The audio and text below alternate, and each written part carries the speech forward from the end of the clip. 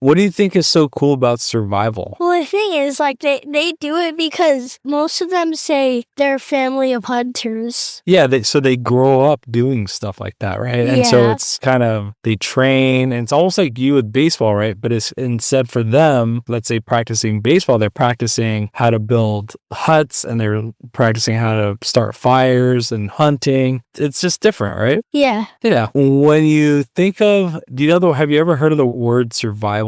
Yeah. What does that mean? Do you know? To stay alive. To stay alive, right? Yeah. And do you think you survive in your life every day? Yeah. Yeah? How do you survive every day? 'Cause I eat food.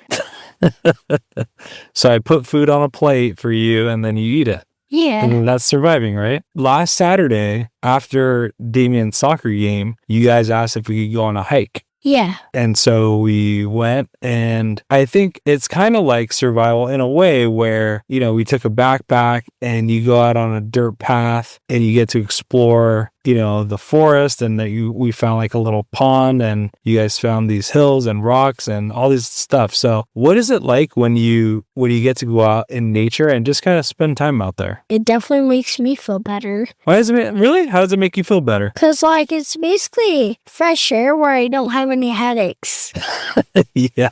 'Cause sometimes I could just get just a little too much learning or something, and then I'm just stuck with this air. Do you think it was relaxing? Yeah. Why do you think it was relaxing? 'Cause you're under shade, and it was just a walk. We're just walking. But do you think there's something about just being in nature and just being surrounded by trees and maybe, different animals and stuff, and just being away from buildings and cars? And do you think does that kind of make it relaxing? Yeah. Yeah? It's just not as noisy. I just hear animals chirping or something. Sounds nice. Yeah. Every now and then it's really nice to disconnect from our house and stuff like that and just kind of go out into nature, right? Like baseball. Well, I mean hiking and going out into nature. Baseball's kind of that. All right. Hi, Let's Ride listeners. It's your friend Paul Estrada. If you've gotten any value out of any of the episodes, I'm here to ask you to pause this episode and take a moment to subscribe to the show wherever you're listening to this podcast. If you're a real go-getter, please take a moment to leave a review of the podcast. I'd be indebted to you forever. Thank you for supporting and listening to the show and for going on this journey with us. Pause, subscribe, and let's ride. Our guest today has spent weeks alone in the jungle, sleeping in the mud, shivering through the night, and filming every second of it for your entertainment. Today's guest isn't just a survivalist, he's a storyteller, a teacher, and one of the most authentic voices ever to grace the Discovery Channel. He's been on the Joe Rogan podcast, and you might know him as Survivorman. He's the first and only person to head into the wild completely alone, no crew, no scripts, no second takes. But this conversation goes way beyond survival. We talk about what it really means to disconnect in a world addicted to distraction, how solitude exposes who you truly are, how fear quietly hides inside laziness, and how perseverance, not luck, is the real superpower behind a meaningful life. He's a musician, a filmmaker, a philosopher of the outdoors, and his story proves that surviving and living are two very different things. Our guest today is Les Stroud.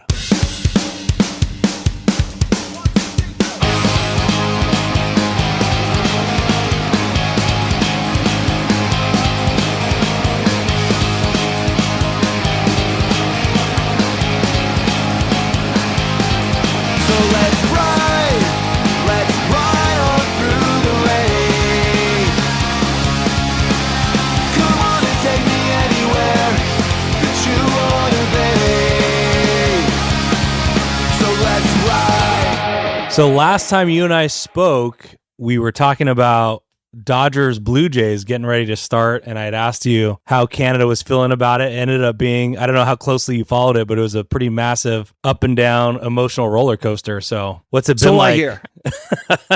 So I hear. Okay. I'm just ever since childhood. I have to admit it. I just always would rather play sports than watch it. Okay. So you weren't, no investment whatsoever. I'm like the worst. I'll be like, oh, the Toronto Maple Leafs are in the playoffs? Okay, I'll watch. I'm not, Any family members that were emotionally scarred by it, or just no involvement whatsoever? Nope. Nothing. Okay. Not even on the same planet. Ask me. I'll tell you about the Ted Lasso game I watched on season 3. But that's, That's as close as I get to sports. It was, I won't go into too, but I'm a huge baseball fan. I felt like I ran 3 marathons. It was that kind of game. I did go see the Yankees and the Red Sox, Yankee Stadium, and my father-in-law, and I actually said to him, I said, okay, you got to tell me, what's the attraction? I don't get it. I'm bored as crap. And so then we spent the whole game and him explaining to me, it's the small game, Les. It's the small game. That's exactly and then it. He's just going through it. And so now when you get into that, I totally understand it. Yeah. Still not my thing. All right. But I totally understand it. Fair enough. Well, I got to tell you, so I was, my brother and I growing up were huge fans of yours, watching you on the Discovery Channel. It had been some time since I'd seen your some episodes, but over the last week in preparation for this, you've graciously have put quite a few episodes on YouTube. And so I went back and watched some. Last night, I watched the episode of you in the Australian outback. I don't know, that was season 3.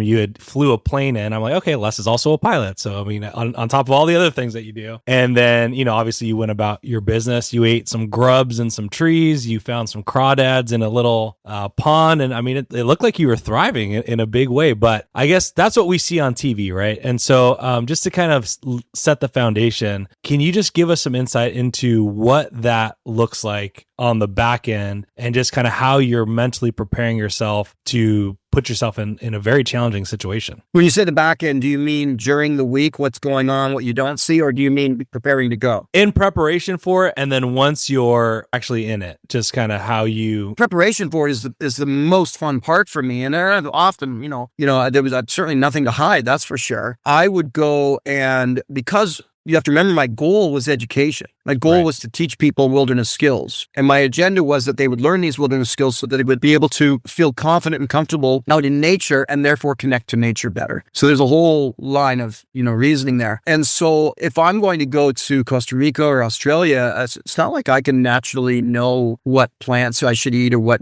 insects I could catch. I mean, there are generalities to survival that carry across the globe for sure, but I still don't know which plants are going to kill me.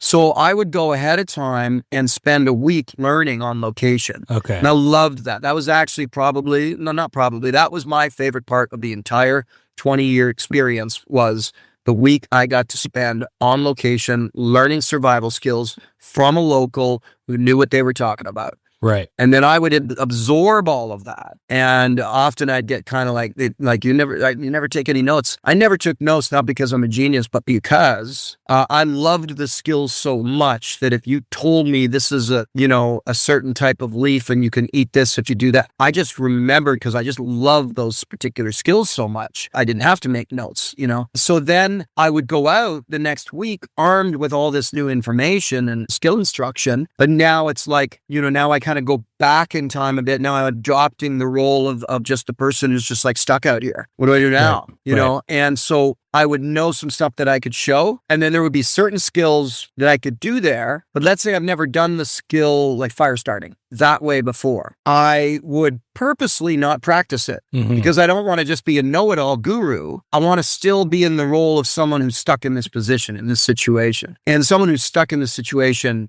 probably did not learn how to do a fire bow in the Amazon jungle. It's going to be all different than doing it in Ontario, Canada. Right. So I would then do it on camera and you'd see the real deal of me getting it or failing at it. And so if I failed, it was real. If I got it, it was real. And it was palpable. You could tell, Yeah, I think that's fascinating because I think around that time there was the gimmicky show called Naked and Afraid, right? Literally kind of, I guess, in the same vein, but literally people going naked and there's a gimmick to that. I got to interrupt. Like, you know what? Arrogantly, I will say, let's not am I allowed to swear on your podcast or do you keep it clean? Go right ahead. Yeah. So I'm not cool with comparing my show to anything else that came after my show. Man versus Wild, Dual Survival, Naked and Afraid, Alone, on and on and on it goes. Manufactured, scripted, set up. Now, Alone is different. Right. So I want to say that right now. Alone's a little different. Yeah. And the people on Alone are very cool. They know what they're doing. They're trying really hard. But that said, there's a lot of other stuff they're not allowed to say, such as how often they really see a paramedic and really have the production team come in. And you have to understand when, in season 1, I had producer come in halfway through to get my camera cards. And it was such a massive intrusion into my process. I said, no fucking way am I ever doing that again. Nobody sees me for my 7 days. No interruptions, no giving cards away, no exchanging batteries, right? All that has to happen on these different shows. Right. And Naked and Afraid, and they're totally scripted. And Man vs. Wild, he always stayed in a hotel. He never not stayed in a hotel or a lodge or whatever, so those shows, I will speak, I'm not being pompous here. I'm being factually confident. And not arrogant, but they don't hold a candle because I'm still the only person who actually did it alone, for real, no interruptions. If I get bit by a snake, I'm a dead man. If I do the right things, I don't get bit. So that's the difference when those shows came on. Sorry, so I interrupted your question, but I did want to clarify. I appreciate that. I love watching other people seemingly suffer while I'm sitting on my couch, having a coffee under a blanket. But in all seriousness, there is this almost like this longing of, I really wish I had that in me. I respect the heck out of it, and some of it's fake or whatever, but I know what you're doing was not. And I respect it. And man, there is something that pulls at me that wishes that I could just, get in my car and go up to Big Bear Mountain with a blanket and figure it out. But I know realistically, I'm not going to do that, right? What do you think it is about that show or those types of shows? Because I'm sure I'm not the only one. There's a reason why they're so popular, right? That you feel is like this pool of people that are so fascinated by what you do. Right from the very beginning, it is that sort of very primitive, feeling of, in the end, it's kind of like you're watching me or something and you, I wonder if I could do that, and you just, I wonder if I could, comfortable in your couch, and you got your cold beer and you've had dinner and all that, and you think, man, but I'll tell you, there's a pretty big chasm between the couch and a shelter in the middle of nowhere. Especially when you're completely alone. One of the things that I like to point out about Survivorman, and this isn't a complaint, and it's not a whine. The truth of the matter is, survival out in the wilderness with very little to keep you comfortable is incredibly painful. It's painful. You do not sleep. It's psychologically difficult because of that. The boredom is crushing boredom. Right. I almost had a bit of a cheat in that I was filming myself, and that filming of myself would take up time and ease the boredom. So but nonetheless, I still had times. Crushing boredom, painful. Cold, wet, shivering. Most of your nights, it feels like you have the flu. It's an awful feeling. You lit on the mud and the rocks and losing your chest and your biceps and now your buttocks and now your calves, and you're doing all this just to try to get warm because you're shivering. Right. And you can't stop the shivering. There's nothing you can do to fix the shivering unless you've been able to get a fire going. And now you're not sleeping. You're sitting up by the fire, hanging over top of it. It's really rough. And I think people, it's not sadistic for those of us who go to do it. Yeah. We're not sadists about it. It's just more, it's like the ultimate challenge. Can I survive in the wilderness? Can I be Tarzan? It's the ultimate challenge, and it gets us back to nature. I think, so when I watch that show, one thing I think about is, again, I'm used to all the modern comforts, love them. I don't even camp as like a hobby with all the, things you would need to camp. But one thing that I do find myself going back to is there was a time there's ancestors that I have that were capable of doing the things that I'm watching on TV.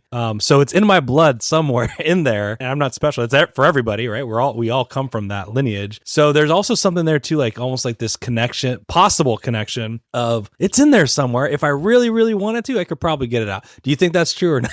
Or am I lying to myself?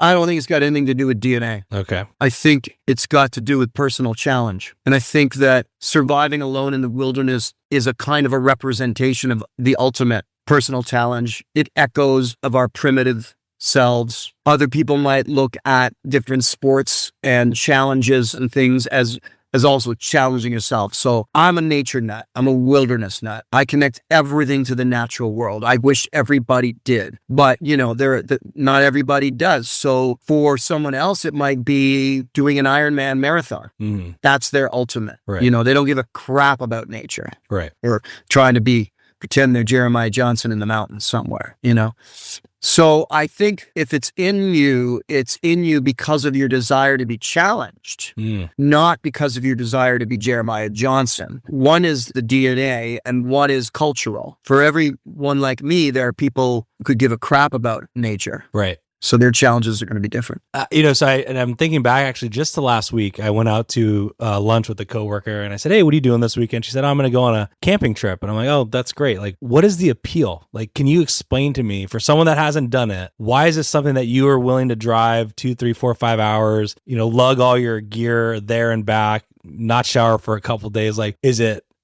I could think of a couple things like, okay, you're out in nature. So, I could see stars that I can't see. Like, I could see that being pretty cool. I could see the longing, once you actually get home and like jump in the shower after not showering for 3 or 4 days. That's probably a pretty good feeling. But I said, can you explain to me, like, what draws you to that? And she really paused and she's like, I never really thought about that. And so just curious, like, what for you personally, other than the self challenge of it, like putting that aside, just what are people like me what are we missing by not doing that? Or at least connection to the natural world. And what does that have to offer?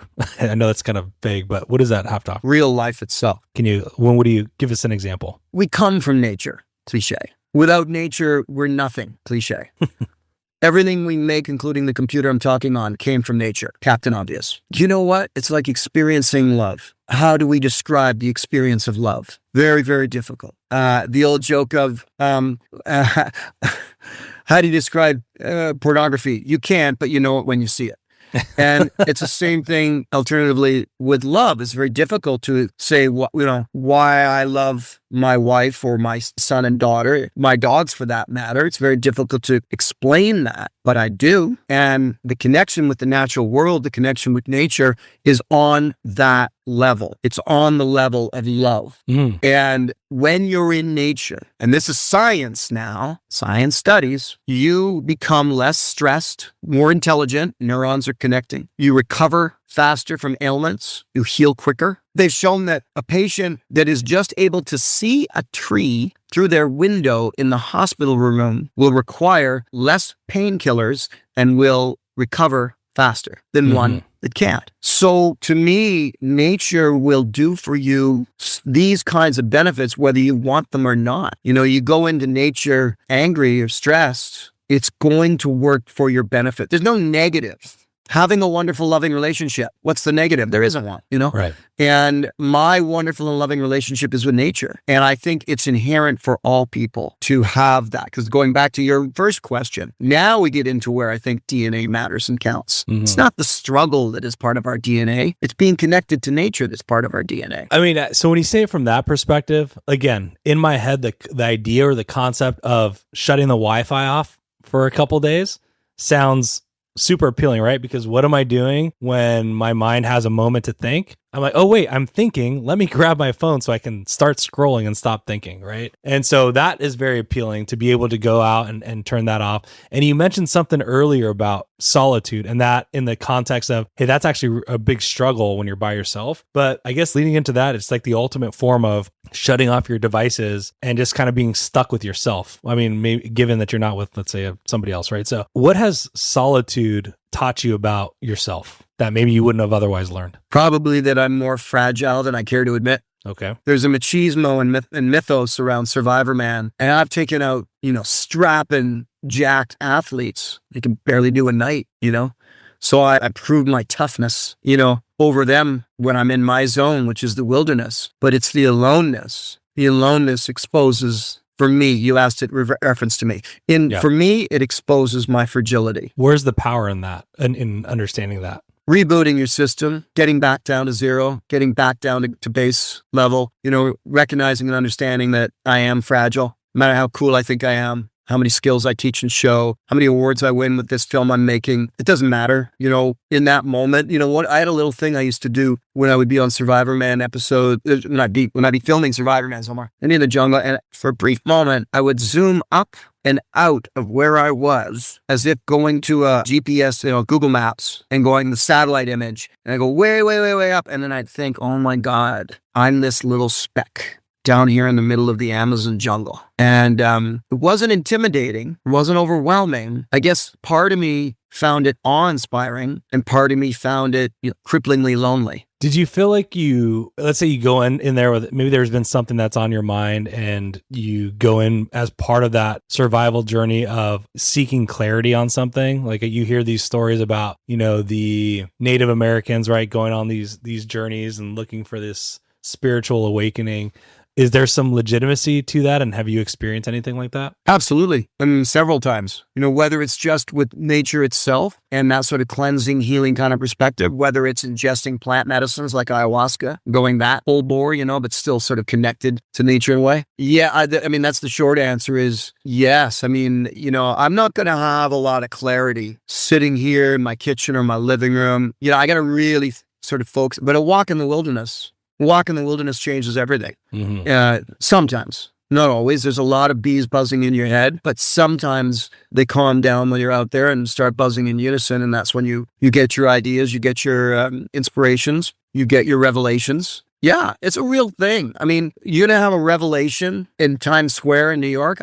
Probably not. Yeah. But in nature, almost most definitely. Yeah. And I know you've got 2 kids. What has been your message to them and how you raise them and how they interact with nature? Have they kind of grown into how you view it? Have they taken a different approach? How's that been as a father? I think it's still a little more in the superficiality of their lives in terms of it's a place to go adventuring. They're both really good at that. They're not little survival experts or anything like that. Well, not little at all anymore. They're adults and, lead professional lives. But I would say for sure, I had an influence on them not being afraid, and moving forward, take a chance, try this, try that, live in a different location, that sort of wanderlust and all of that. Definitely my lifestyle was an influence on them that way. And I also fostered it very much. When they were 10 years old and we went into an airport, I gave them their passports and said, go check in. And and what that meant was, from then on, they knew how to be in an airport. Should they ever become separated from me or anything like that, which would happen later on in life, they're great. Like I remember getting a text from my daughter one time, this was even recently. She went somewhere far away and she said, Dad, I am so glad that you taught me how to travel because my friends are idiots, because, people who've never been out of the house sort of thing. And now they're going to France or something and they don't even know how to check in at an airport. So I taught them that stuff. And I think it really sunk in. They're really good at it, but they could give a crap about survival. That's not their thing. That's their dad's thing. Yeah. Well, I think so. I've got my oldest is 7 years old and you just got me, this thought popped in my head where I try to be self-aware of that helicopter parenting and I see the value in what you're describing. And I remember, just last week we're in line at Costco and, the line's like 8 people deep. And my son's like, I got to go to the bathroom. And I'm like, in my mind, I'm like, hey, you got to wait because it's going to be probably 15, 20 minutes before we get through the line. And then the bathroom's over there. I'll take you. That was what I initially said. And then after a minute of thinking about it, I'm like, you know what? I can see the bathroom. It's maybe 100, 150 feet over there. But what's the worst that can, there's people watching the exits, there's cameras everywhere. I feel like this is a good calculated risk. And yeah, sure enough, he comes back 3 minutes later and he remembered to wash his hands on top of it. And I'm like, I put these restrictions. And the reality is that our kids are far more capable than we give them credit for. And so, yeah, I don't know. Well, if we're going to discuss parenting, I could go on all day, but let's do it. Just recently in an airport, I watched someone, I was really happy to see it. It was a woman with her young son. The son's probably 5 years old. He wanted to play on the flat escalators in the middle of the airport. And he went over and he got on one and he was going to ride it all the way down the end and then come back. She didn't get up off her seat. And I thought, good for you. Mm-hmm. You're giving him some free. She's watching like a hawk. Yeah. But she's giving him some freedom. By the same token, I've gotten on airplanes and watched, gruffy fathers with 3 teenage kids and his wife, and he's holding everybody's ticket. Yeah. And everybody's passport. And the kids are 17, 18, and 15 probably. Yeah. And I'm looking at the kids who look downtrodden. And I'm just thinking, you dick.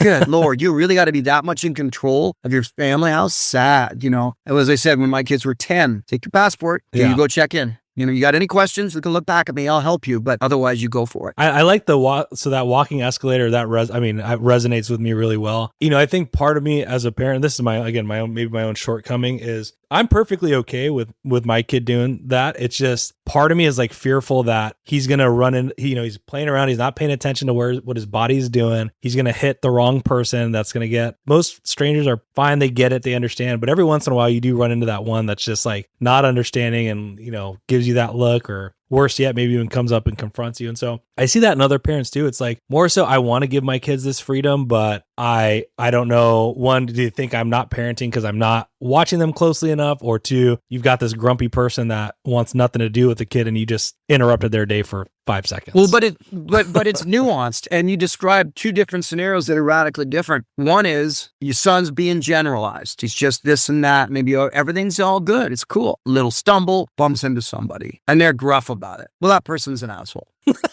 The other one is the kid screaming and getting in people's way and shrieking and this and that, and you're doing nothing about it. Well, now you're an asshole parent. So there's two different situations, right? Yeah, that's fair. And the one you can control is the one where your child, but I remember when my son was like 5, 6, and he'd be climbing on rocks, and we'd be doing a little walk or something. This would maybe be with my ex-father-in-law. My ex-father-in-law was hyper vigilant on safety. And he'd go running over. I would yell at him one time. I said, "Leave my son alone. If he falls off the rock, he falls off the rock." Yeah. He's 6 years old and he's a boy and he's having fun. Yeah. And it could be a girl. So I'm not. No, yeah. He's having fun. He's 6 years old. Both my kids they're actually both athletes now. So, but there was that hyper vigilant helicopter grandparenting in this case that was not welcome in my home. Yeah. I did do that. And unfortunately that fall led to a broken arm. So I'm a little... Oh, well, I guess so what? Let's go on a tangent there. I've had broken clavicles and ribs and punctured lungs and wrists, and I got aches and pains, but the aches and pains I have is from a life well lived. I could be in just as much pain from having sat in a cubicle my whole life. I'm happy, true. And I do not regret the broken bones I have. So love it. Perfect response. Okay, a long thing, because we're kind of talking a little bit about fear. I'm talking about parenting fear and grandparent fear, but there was one quote that I saw of yours, and it did have to do with fear. And it said, "You've talked about fear as a teacher. How can fear actually sharpen decision making instead of paralyze it?" And I think you're kind of on that tangent already.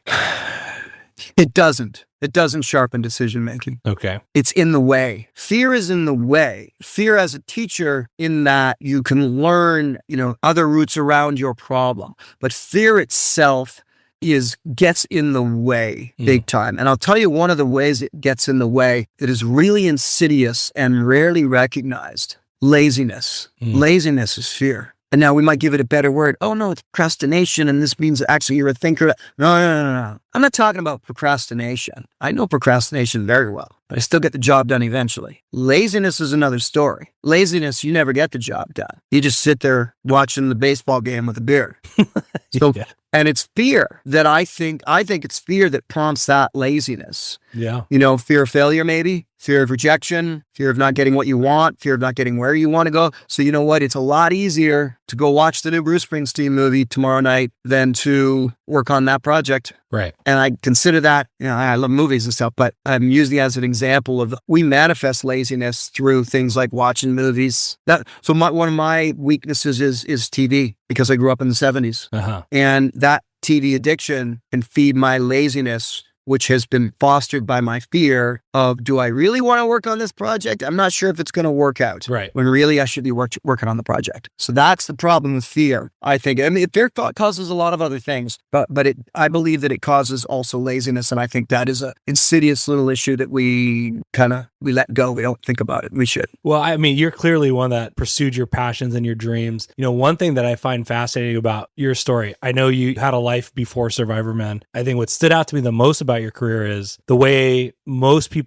have come to know you through that show didn't happen until I believe your 40s, your early 40s, mid 40s, something like that. Correct. So you had a whole life before that where you're in your 20s, 30s, probably facing, whether it's a wife or family members, like, what's Les doing? Like, he's got to get his life together. Like, he's got these ideas of wanting to do this show or whatever the things that you were wanting to do, but you must have stuck with it to get to your ultimate vision of what you were trying to accomplish for yourself. So if you could take a moment, one, to talk about, what it's like for those that maybe are also in their 20s or 30s that feel like society has told them you've got to have won or figured out your life by now, and how they can maybe stay true to themselves and continue to pursue what they're trying to accomplish? Well, there is no, you should have this by now, that it even exists. I just never stopped. I'm still pursuing. I have a phone call next week with a record label for signing a record deal. And look at me. Do I look like this middle-aged white guy from Canada should have a record deal? But yes, that's something I've wanted since I was 14. I'm still trying. For me, perseverance has been my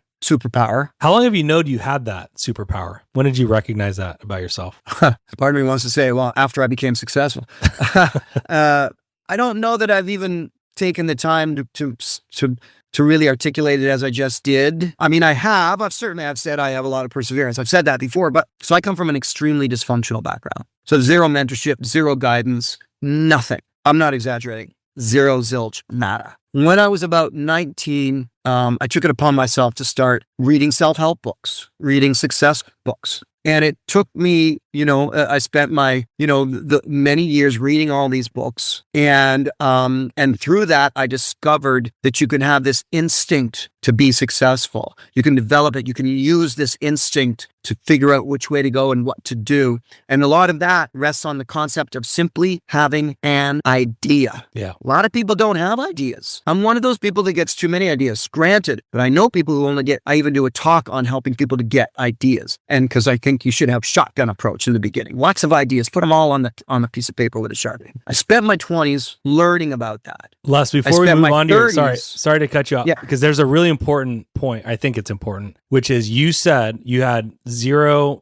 zilch, not or anybody guiding you, mentoring you, anything. But you just made an important comment, which was even with none of that, something prompted you at 19 years old to start reading books. Was there like a defining moment where you snapped in and said, okay, I got to figure this out? Or like, because again, you mentioned it earlier, there's a big majority of people that would just say, oh, well, life dealt me this shitty hand and, I'm just going to keep doing this. You, on the other hand, at 19, something clicked and then you continue. So if you could just, in a little bit more detail, speak into, was there like a life event or something that prompted that, or how did that even come about? Real answer. I don't have a freaking clue. I don't know why there's been a fire inside. I don't know why. I come from an extremely dysfunctional background. I had to escape abuse and dysfunction. When I was 16 years old, I saw a therapist who on the third meeting vindicated for me my feelings. And that was the first time in my life an adult vindicated how I felt. And it changed my life. I thought, oh my God, I'm not crazy. It's not me. I'm just a 16-year-old boy in the suburbs of Toronto. Okay. All right. Now 3 more years of torture and being teenage angst. And at 19, breaking free. But why I did it, I've never truly been able to answer the why question. I don't know why. I can feel the way I do and see the problems that need to be solved and want to work and want to, and I've got friends who will simply say, I don't know, there's nothing I want to do. I'm like, do you think it was like, I don't even know how they can say that sentence. Was it like, do you think it was something that was momentum that was building over time? Or do you feel like it was more like you literally woke up one day and you're like, all right, Les, it's time to snap into gear? Neither. Okay. It was a slow gradation uptick, step by minuscule step, over and over again, a couple slips back. And then some more steps. It's been a constant degree of steps. Now, I will give one moment of an epiphany that did change my methodology. And I was 30, it was right before Survivorman, late bloomer. So I was 38, maybe 39. And I had finished my first CD, my debut album, CD of music, and my first documentary film, Snowshoes and Solitude. And I had a CD and a DVD in my hand. That was the first time in my life I actually ever completed what I started. When I did that, I became euphoric. And I thought, this is the joy of completion. I want more of this.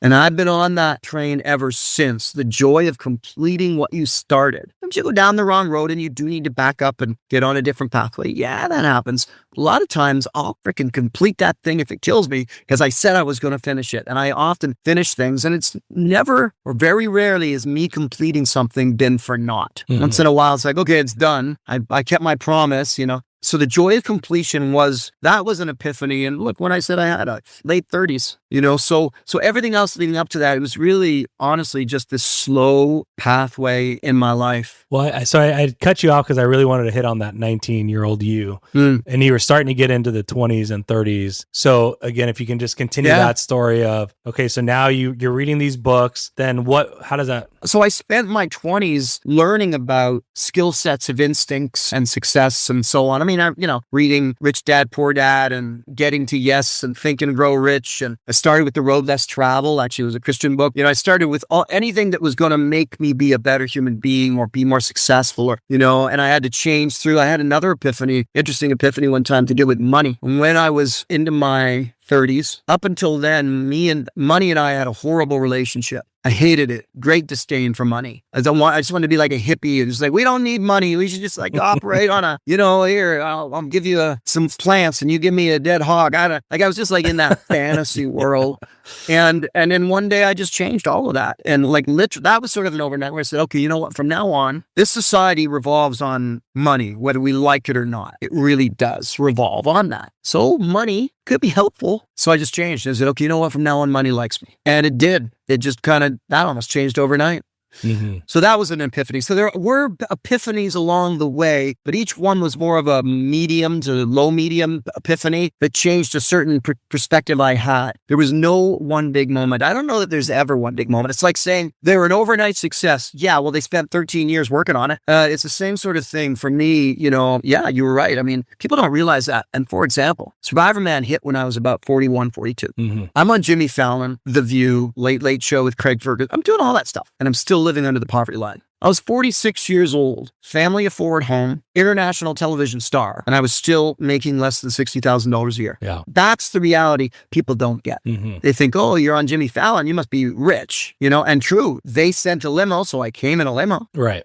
I flew business class. I was freaking making less than $60,000 a year, but I was working on my creation, my TV series, my Survivorman, Mm-hmm. That's the truth. Yes, the payday did finally come in, but 46 years old, still making less than $60,000 a year with a family of four. Think about that. I can't. I mean, that all lends itself to somebody that, and you mentioned another thing that you said that stuck with me. You said a fire inside, and I thought of that because I was a big punk rock kid growing up. There's a band actually called AFI, which stands for A Fire Inside. So when you said that phrase, I'm like, oh yeah, I love that. You have I'm going to call that like a self-motivation, this fire inside, and this vision, and you had to have confidence and belief in yourself that even though you are well into your 40s with this family of four that you're talking about, making below the poverty line, yet still pursuing on because you're like, hey, you know what? This is going to work out. Right? I mean, I would imagine that had to have been like, you weren't questioning that, right? It's just like, hey, this is going to happen. It's just a matter of time. I think it comes down to really having faith and trust in the idea that you have, the idea that you're banking all this on, the idea that you're working on. And, it's that thing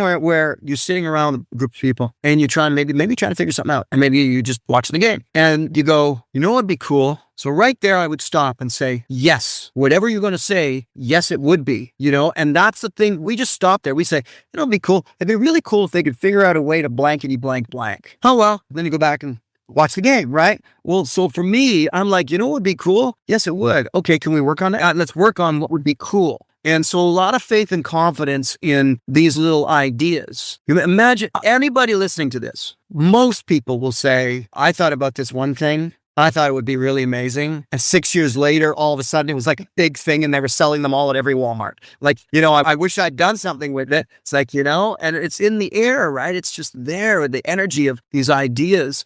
I've had 100 like that. I'll give you a weak example.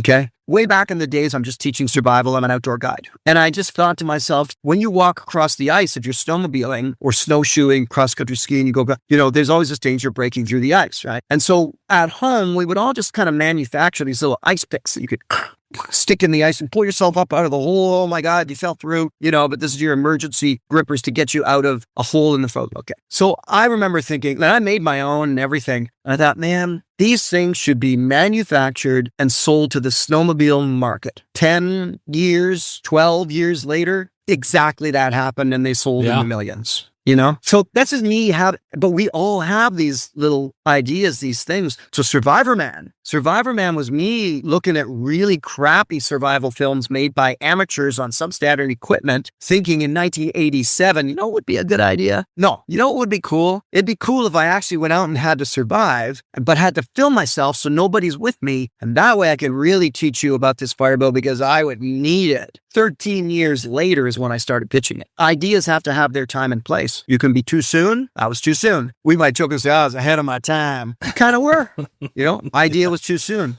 You can be too late. It's already being done. Everybody's doing it. Oh shit, really? I thought I just had that idea. Didn't realize, but I did a Google search and everybody's doing it. Or you can be right on time. And when I finally pitched my idea from 13 years previous, it was right on time. And Survivorman was born. All right, these are kind of, we've gotten really deep, and I appreciate the degree with which you've been willing to share.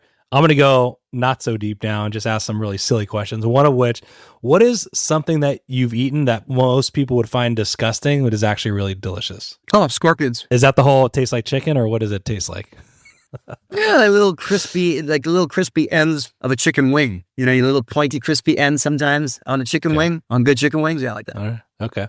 What is the hardest of all the different environments you've been in? What's been the hardest for you to survive in? It's not about environment. It will always be about temperature. Is it cold or isn't it? If it's cold, it hurts. If it's not cold, you have forgiveness time. Cold will always be the most challenging survival circumstance. So you can put me in the side of a mountain that's rugged and rocky, but it's 70 degrees Fahrenheit. I'm good. I got time to figure this out. You can put me on a beautiful flat forest with lots of stuff around and everything that I can use, but it's minus 20. I'm in trouble. It's cold.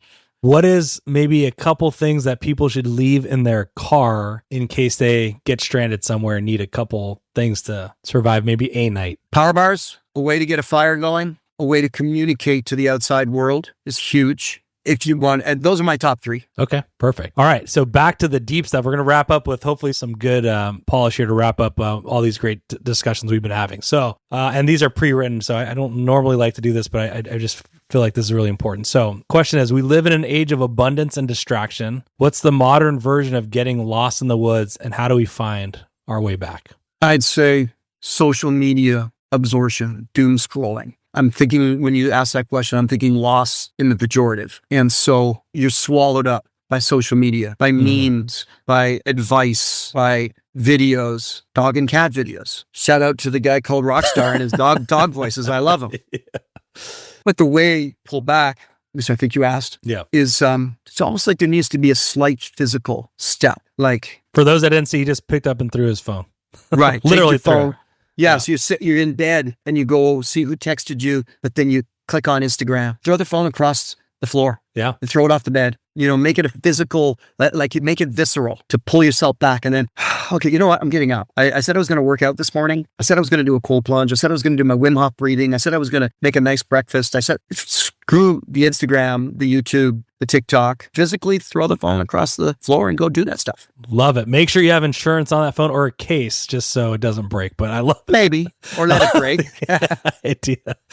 All right. If someone's listening is stuck, burned out, overwhelmed, unsure of what's next, what's the one survival principle they can practice today to start moving forward? Breathe. Breath work. It's key to life. And then take a walk in the wilderness. Doing what? Just walk. Just go and sit. Just go and sit. Give it 10 minutes, 20 minutes, 30 minutes. Just breathe and walk in nature. All right. And then we're going to end on this last one. What's the difference between surviving and living? Surviving, I think, is what most of us are doing now. Living is opening up and expanding your mind, your intelligence, your emotional awareness and emotional intelligence so that you can then percolate what you've learned through 100 different methods and apply it. Living is applying. You're applying to life. It's like in The Secret Life of Walter Mitty. There's this little throwaway line by Kristen Wiig. And she says, and it's a double entendre. She says, I thought I would apply to life. Mm-hmm. She means Life magazine. The character does. Right. But it's not lost to me that no, she's applying to life, period, by making a change. So these are the things we can do. But living is applying yourself to life. Or now I'm going to be negative and dark. Or don't, because I don't care. Nobody cares. Yeah. Your sister doesn't care. Your mom doesn't care. Your wife or husband doesn't care. Your kids Don't care. Don't care. Don't do it. Who cares? It's on you. So they may all love you and they may all support you, but they're going to be happy with whatever you do. So it's up to you to apply to life for you. That's the difference between living and surviving. You heard it from the man, the myth, the legend, Les Stroud. Thank you so much for joining us. Thank you. Yeah, no, this is a joy. The Rockies ain't too far from here if we drive all night. The cold air will do you well in the mountain morning light. So let's ride on through the rain. Come on and take me anywhere that you wanna be. Let's ride, let's follow the skyline.